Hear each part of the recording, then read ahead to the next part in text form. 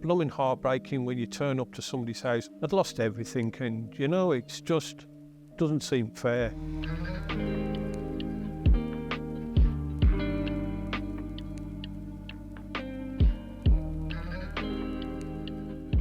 The cyclone was a horrible event for the whole Hawke's Bay. I think everybody in the Hawke's Bay has been affected one way or another. We were without power for a week, and so that sort of closed us. Obviously we need power to operate our machinery and retain certain health and safety standards. We had our team here that couldn't work for 2 weeks, and obviously the concerns about the people themselves and their well-being.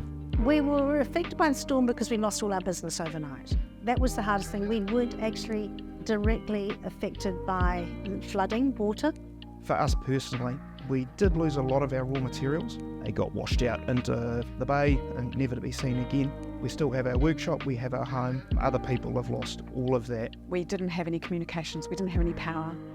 Nothing was working. So in terms of an imminent struggle, what you do as a small business, how do you pay your people? You know, obviously when you can't run anything, there's no power.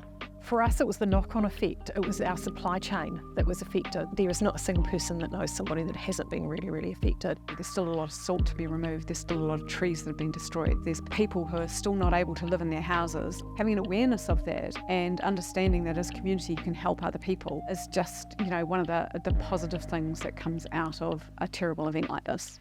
We have been supplying sheets and things to groups that have come in looking for wall lining and things for their garages. We had a customer came in last week, and he was from a homestead that got flooded out, and she said, "Oh, can you help with a discount or something like that?"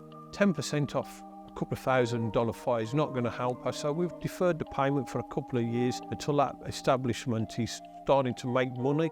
I think it's pretty amazing how everyone's just rallied and got to where we are today, making sure that people are actually getting back up and running as soon as they can. You know, that in itself has been heartening to see, and it's still going on. I love Napier because it's a beautiful city. It's a great region to do business. Everyone knows everyone, so it's best to work together. You know, we're really resilient in Hawke's Bay, and we will all together hopefully rise above. And we will rebuild a Hawke's Bay back to a more resilient province than it was pre the floods.